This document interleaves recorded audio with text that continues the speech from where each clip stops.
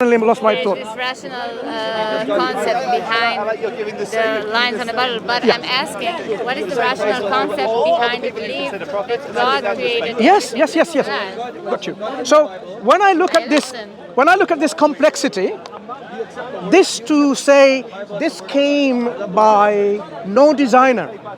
If I were to tell you no one made this bottle, over time, by wind and temperature and materials that are plastic and silica came together, and this made this bottle with all this writing itself, with this cap and so on. You would say this is a magical explanation and it doesn't make coherent sense. No, I would say that this does make coherent sense, and then humans that are very, intellectual or, have this conscious concept, they understood, okay, you can take it, and if this is the way it was created, you can maybe try to do with it something else. Are you suggesting that this bottle, without anyone making it, any company, this is made by this company, right? Without any company manufacturing it, putting plastic together in this shape and making that bottle to contain water, and actually having water as well, which is mineral, okay? To say that this is possible without any intelligent agency to make it, I would say we need to question that. How do you explain a complex, organized piece? How do you explain organic chemistry? Organic chemistry is explained by a designer. You cannot explain otherwise. So this is why my position is stronger every single time that you bring anything from the real world. This bottle, to say that this can be produced without anyone making it, is like believing that, I can fly just by flapping my wings. This is how equivalent it is. I also believe it's the same. You see? Look, if I do this, can I fly? I can't. I don't have wings. But your assumption about flying is based on something. It's not like magic. You know that things can fly. This is magic. If you say it's not made by anyone, you cannot fly. You know that. You know that anatomically. Can this be made without any maker? Maybe. Can this? How? Is it possible that? What about these microphones? They pick up. No. Try to understand the situation. This microphone that takes your sound, transmits it via wireless to another device, and then they can replay it back. Do you think it's possible, just by time, as time went by, the matter from the pieces of metal and plastic gathered together, and they make it? Is it possible? To aggregate, to assemble, to bring together by itself without any designer. But how? But God I agree. No. Why? God didn't create this microphone. No. We're talking about the issues of designer. So if this requires a designer, is the universe more complex than this or less complex? So nature, the universe, whole universe, more complex. So something less complex requires a designer. Something more complex than the universe requires a designer or not? How do you now rationally explain that? Less complex things requires a designer, more complex things does not require a designer. Because this is a one-way thing. You create, you design, you produce. The word is made out of so many concepts, and then you'll say, okay, if there's so many concepts and so many processes, so there's probably some designer that, takes it all under one umbrella and creates everything together, right? That's what you will say. No, I am saying, let me clarify my position. We clearly see the complexity in the assembly, organized complexity. That is why we cannot say this can be simply a product of just chance happening without any designer. The universe has higher level of organization and complexity. So as a rational human being, we cannot then be inconsistent and say the universe, which is more complex in its design, it was made by nothing, made by no designer. So even observation of design of this microphone, and observation of the universe and the design within it, we can rationally conclude that the universe must also have a designer. Like this one must have a designer. So this preference is rational. Okay, so if the universe has, I'm going with you. If the universe has a designer, so I'm returning to the first thing you said about the fact that people sabotaged whatever this God is saying. They corrupt the So message. They corrupted the message. Okay, so if everything is so designed, why does the people corrupt it? Sure, because God has a... There is wars. Yeah, easily explained. Life so bad. Yeah, I know it's... Many countries. I know we don't want that. Water, not food. Yes. I know we don't want that. We don't want poverty. We don't want warfare. We don't want racism. In fact, human beings who are rational, compassionate. We have similar kind of understanding that we do not want to see innocent people getting murdered. We don't want people to be tortured and oppressed. Free will? In your explanation, do we have free will? Yeah, you have free will and I have free will. So what I'm saying to you, which I'm sure you will agree with me, I'm explaining. God does not wish mankind to totally destroy itself. God created mankind and gave mankind a way to live their lives in peace, in tranquility, in justice. God gave human beings a free will in which they can follow God and follow His laws or not follow. Because He wants human beings to appreciate with their own free will their Creator and submit and thank their Creator voluntarily with their own volition, not to be forced. God doesn't want us to be like robots where you believe in without any freedom of choice. So God agrees that there are some people can I, that will not believe. Yeah, can I just make a point why we have this problem? So, because human beings have the potential to disobey and create warfare, economic disasters, and so on, God sends prophets and messengers says, don't follow this way. Follow a way in which you can live in tranquility. No. Do not kill. Do not steal. Do not rob.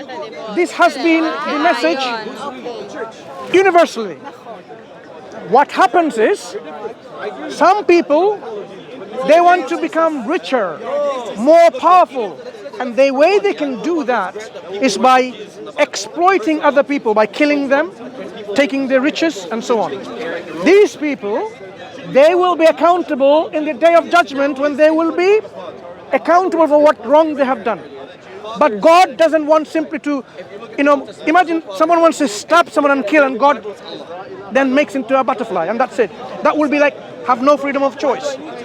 God doesn't want people to kill, but He doesn't stop people from committing these actions. He says the people who do these actions, they are criminals in the sight of God, sinful, and they have to pay for their sins. When they pay, how they pay. Either in this world, in this life, where there will be life for life, tooth for tooth. As a Jewish background, you should know, God can punish them and protect the society from these kind of criminals, as well as in the hereafter, those who get away. There are many people who get away, but those who get away, they will face God and His justice. But there is this concept of Messiah, the concept. We believe God is just. Justice demands that when we die, the good and the bad, they should not have the same end.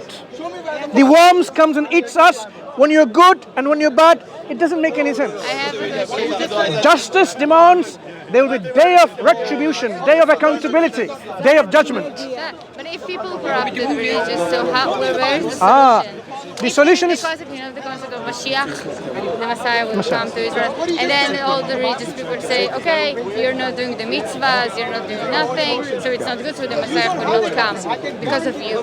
So it creates a society where there are people who have all the blame with them, and there are people who are, okay, we're good.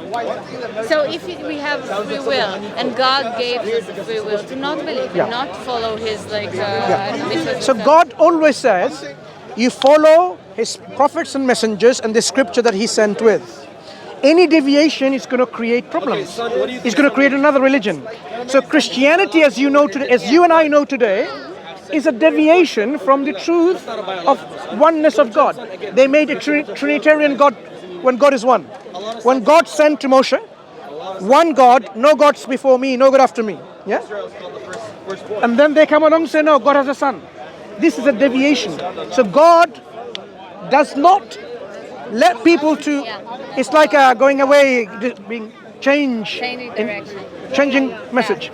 So when Jesus or the Messiah, he came, he did not come to tell people, worship me. Because he could not. Because the Jewish people knew. But God is the one to be worshipped. Anyone who comes and says, I am God, they have the right to kill him. They have the right to kill, crucify, whatever, right? Because that's what God's message is. Anyone who claims and becomes a God themselves, they should be punished on this world. That's what the message sent.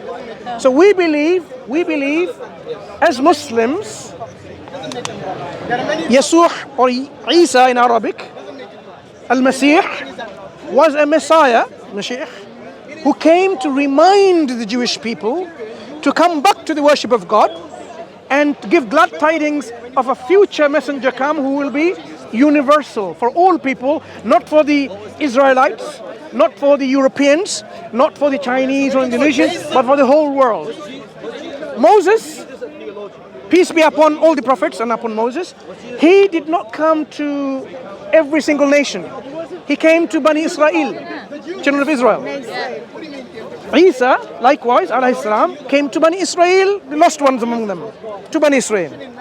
But then same God sent a messenger, a Nabi, a Rasul, as a rahmatul lil alameen, a rahmah, a mercy to all of the worlds.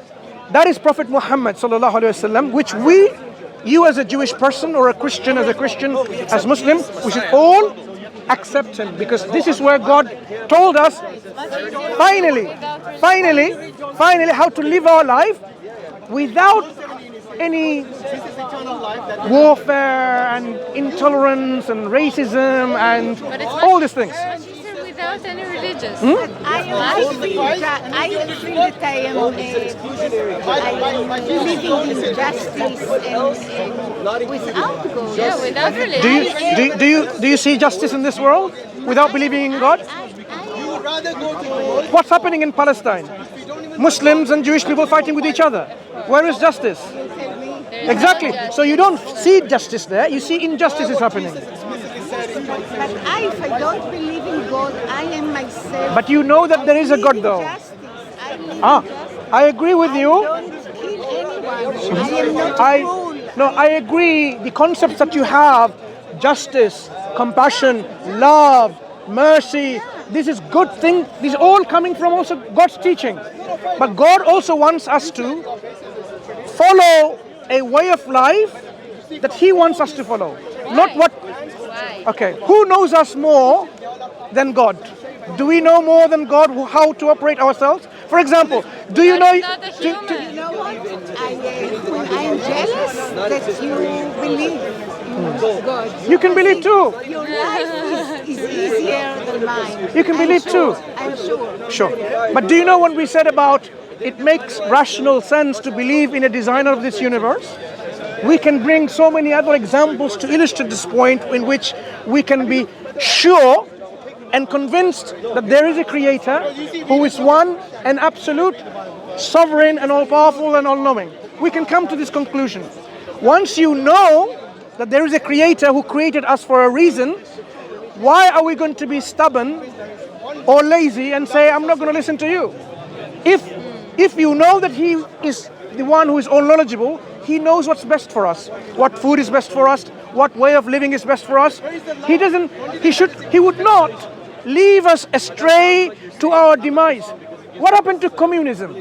How many people, through Stalin and Lenin and others, were killed because of their ideology, false ideology of communism?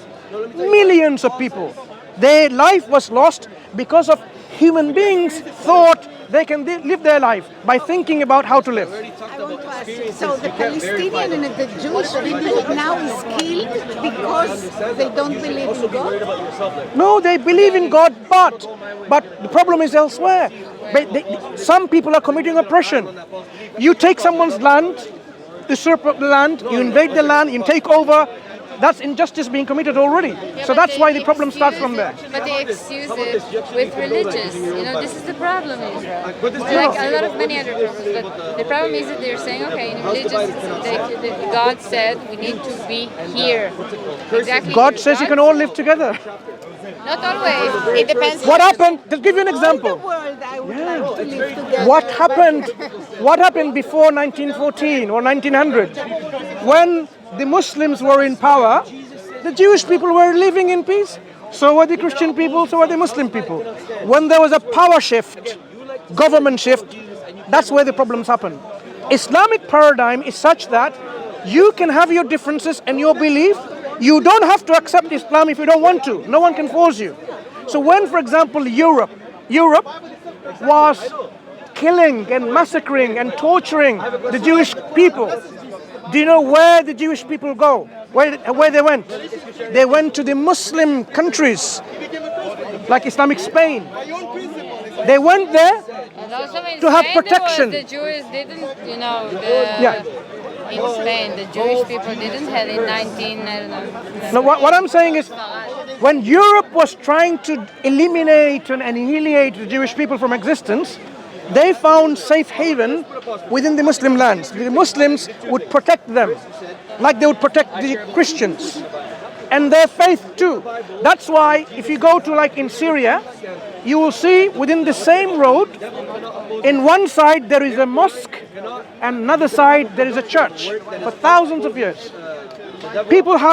Political shift has made a lot of Jewish people to go from one country to the other, but initially they were living.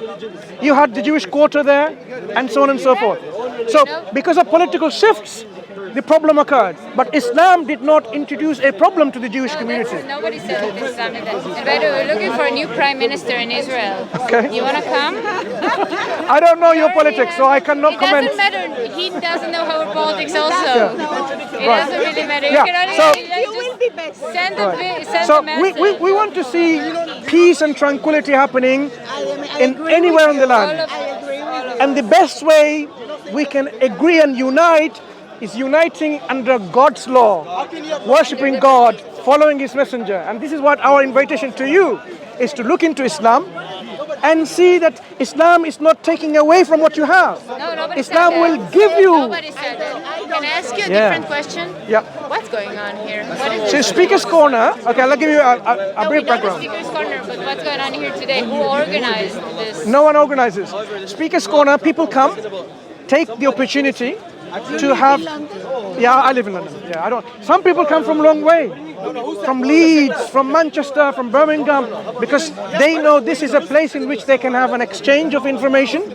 And So the subject is not determined in advance. Like the subject is. happens only on Sundays. So if you are a regular, for example, and you want to discuss with someone who's a regular, you can arrange, say, you know what, let's have a motion that we can debate next week or 3 weeks later. You can arrange that. But people normally come as they go on past as a tourist, and they can engage and participate in a discussion in which you can really remove your misconceptions, enlighten yourself to be a better human being.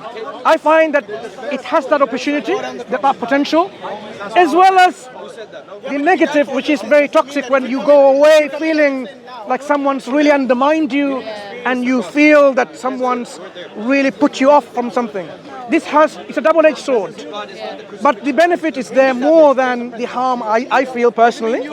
And if we can open up people's minds to tolerate each other with our differences, that's how we can live. Yeah? So that's our open invitation to you to become Muslims and save yourself from the hellfire. Because it's real. Hellfire is real. Paradise is real. We should not somehow, for our temporary life of this world, 120 years, 130 years, we're not going to live longer than that. Are we going to sacrifice our eternal life in a place of happiness or a place of torture just because 120 years of this life. We need to look at our priorities. Can I take a Muslim, like to be a Muslim without the hijab and everything? Look, hijab should not stop you from becoming a Muslim.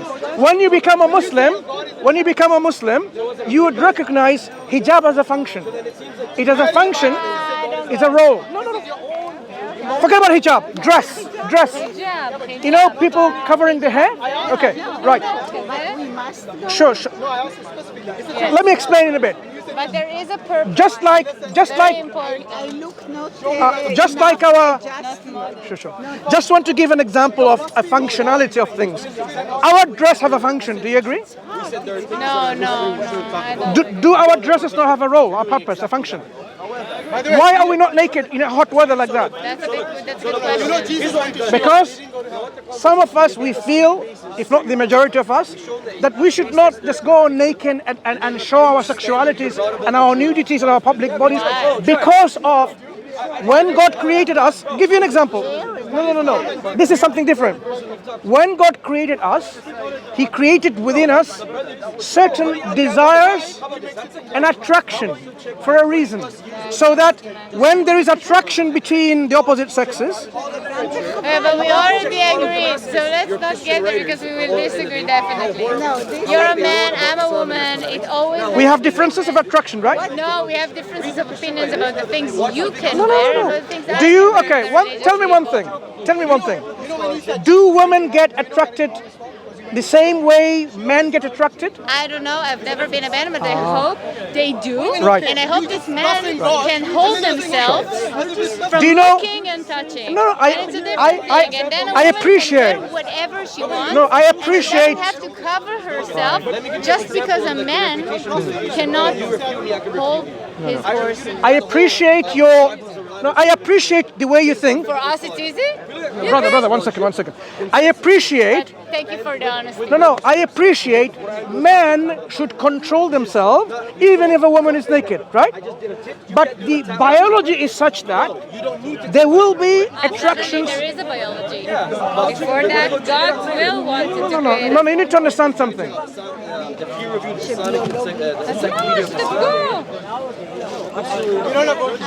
Do you know... Okay, good. Do you know... Thank you. Do you know why we don't go to work naked? Any workplace, apart from pornographic industries, whatever. Why? Distracting. There you go. You said it. I said it. Right. There is a difference. Then you claim at the courthouse that someone did something. Wrong. We don't blame. We don't just blame. We say we are equally responsible. If I have. No. This is what. No. I can wear whatever I want. Even though the consequences may be bad. Because you don't have the original, and you know the bigger problem is. No, not this. This is. Let's talk about extreme. But the extreme. We say. So why go to the other extreme? No, we say men and women should be dressed in a modest way. That's what God wants. Okay. But God, do you agree? We should be dressed modestly. But do you Fine. agree that your The limits. modesty right now it's not like her modesty? No. What I'm asking is this: to define modesty, human beings have a disagreement. Do you agree? You just agreed. Disagreement. We say we let God define that, so that we don't have to be in this disagreement. God knows more than us. He knows how human mind thinks, whether it's the mind of a man or a woman. So if God tells us these are the parameters and the boundaries, we accept. God is a woman I disagree. God is not a man or a woman. But he knows how God is not a man or woman. He's unlike anything. He is not like anything. He is a creator, originator, but there's no resemblance to God. Creation is totally unlike our creator. He's unique. That's how the Quran tells us. Unique. He's ahad, he's wahid, he's ahad. Okay, this is Sister, can I just clarify?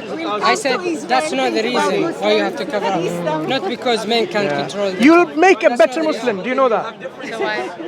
Because God said so. No, but you have more different. Ask yourself if that's a good reason. No, I think you heard me wrong. Woman, and if you were a woman, I think it was much harder for you to say, okay, God says that. really haven't studied That's your opinion. The last point before you go, I was just saying about the hijab, for example. Once someone becomes a Muslim woman will willingly want to wear it because they appreciate what function the hijab has. It has a preventative function. Just like our dresses have a preventative function, the hijab also have for women some preventative function so that she would not be molested in public from these prying evil eyes of perverts and so on and so forth. Right? So it has a function. But you don't need to think about oh, I'm not going to become a Muslim because I have a disagreement with hijab. That shouldn't stop you from accepting Islam. But once you are a Muslim, you would want to wear it perhaps. Yeah? You take care. Nice talking to you, both of you. What's your name? Hava. And what's your name? And I'm Mansoor. Pleasure speaking to you. Mansoor. You take care. Bye-bye. You would know that you probably can't. That's the problem. You know, earlier I wanted to know, are there going to be people attempting to refute Islam? Of course, you'll find it all over. Are they valid? That's the point. The whole point of critical analysis. No one stopped in the middle. Why? I don't know. You could see everything. Okay. Earlier I wanted to tell you about. The camera, go problem.